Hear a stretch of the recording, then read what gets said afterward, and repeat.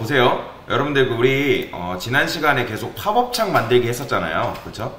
팝업창 만들기 했었는데 일단 제가 이렇게 일단 보여드릴게요. div 하나 만들고요.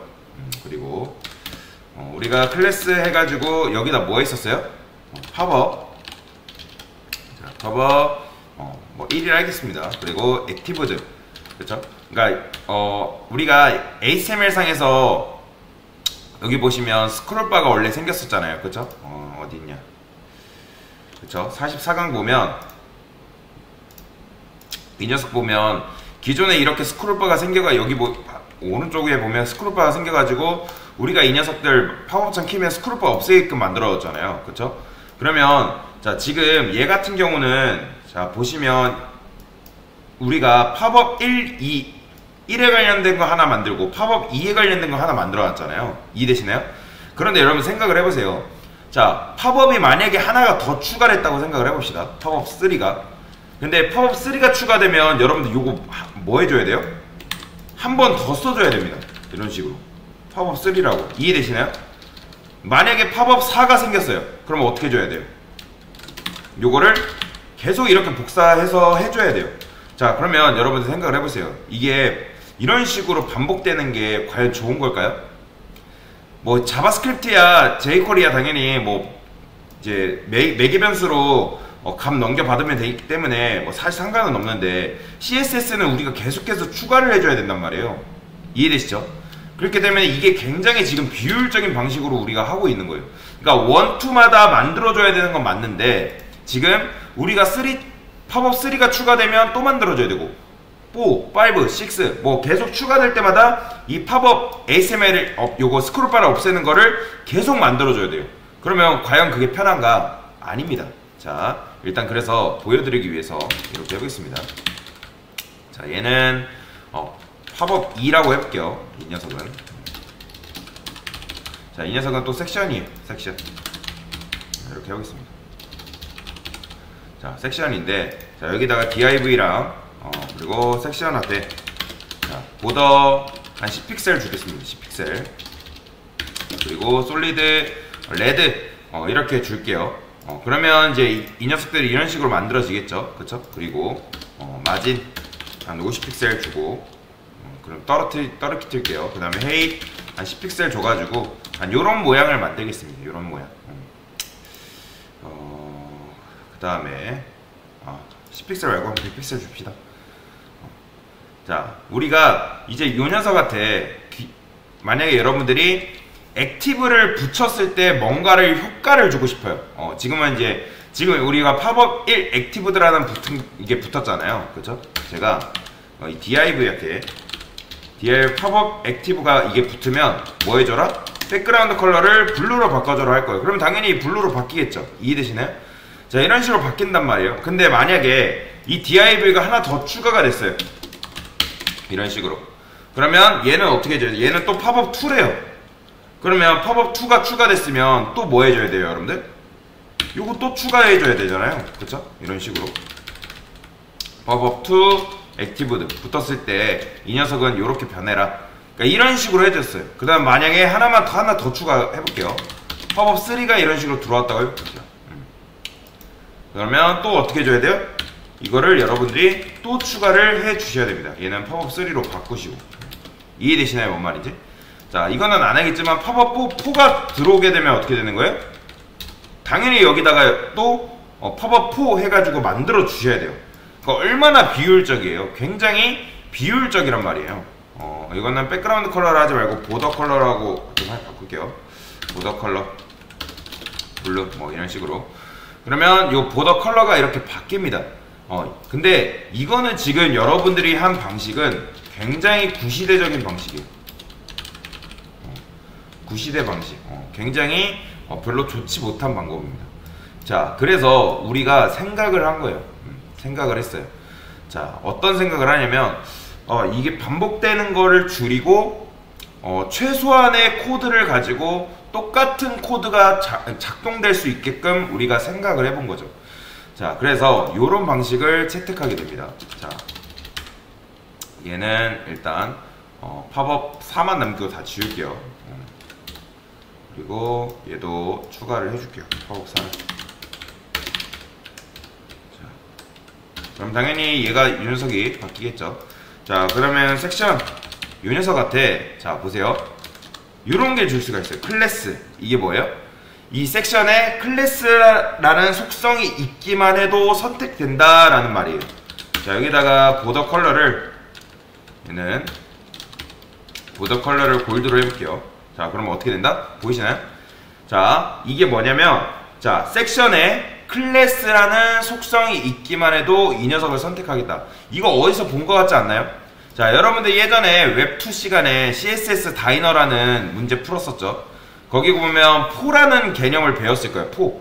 그러니까 포라는 개념보다는 이제 요런 속성이 있으면 선택하겠다라는 그 문제를 여러분들이 풀었을 거예요. 어렴풋이 기억을 더듬어 보시면 분명히 하셨어요.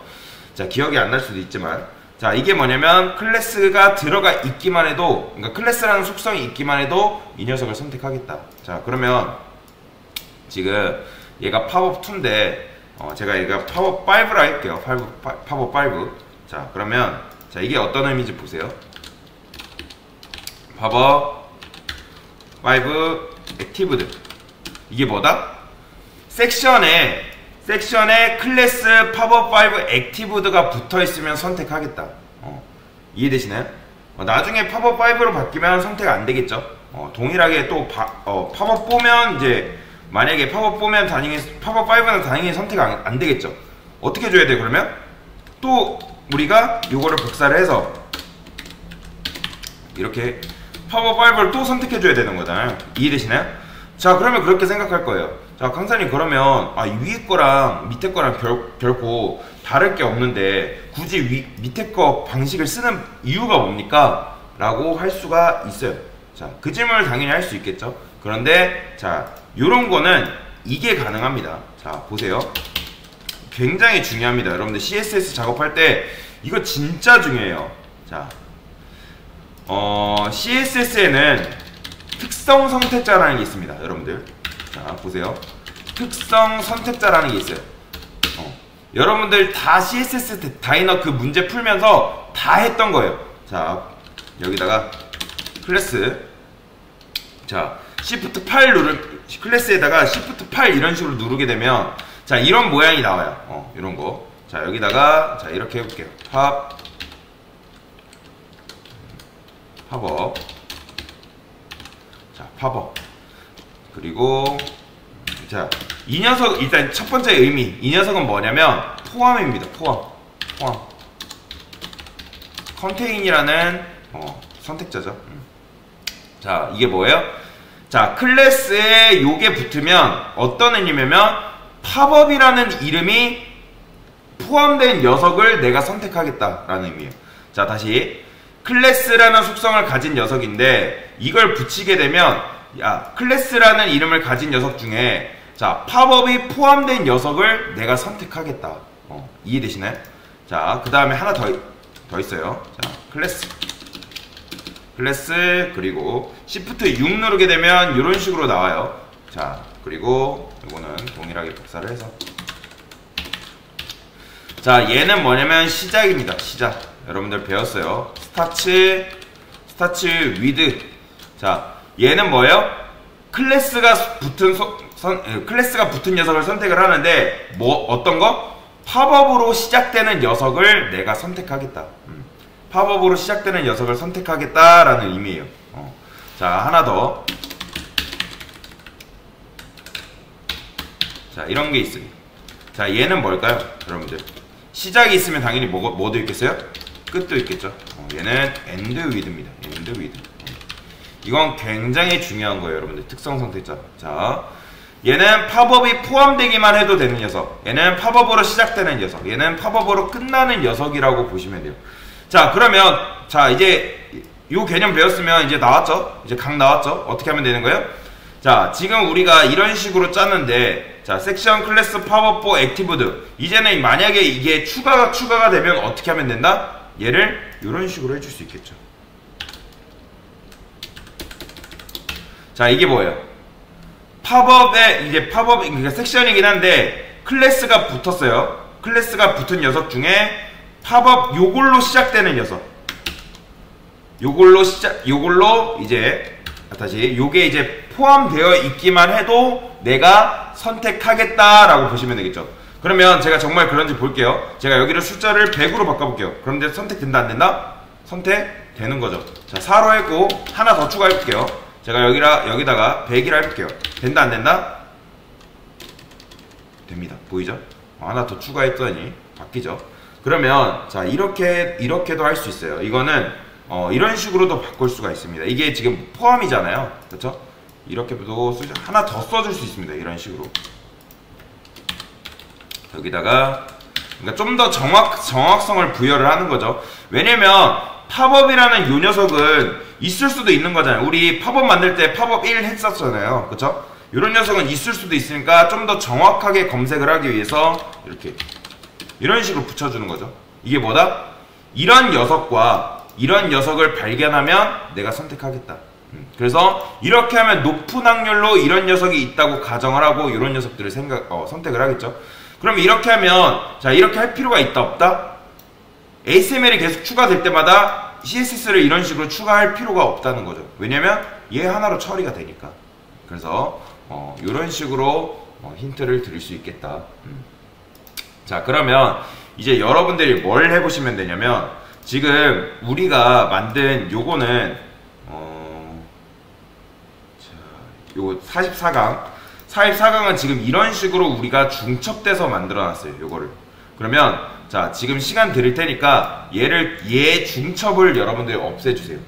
방금 배운 거를 가지고 얘 중첩을 없애고 팝업을 늘릴 때마다 요게 추가 안 되도록 한번 시간 드릴 테니까 한번 만들어 보시면 되겠습니다. 네, 이상입니다.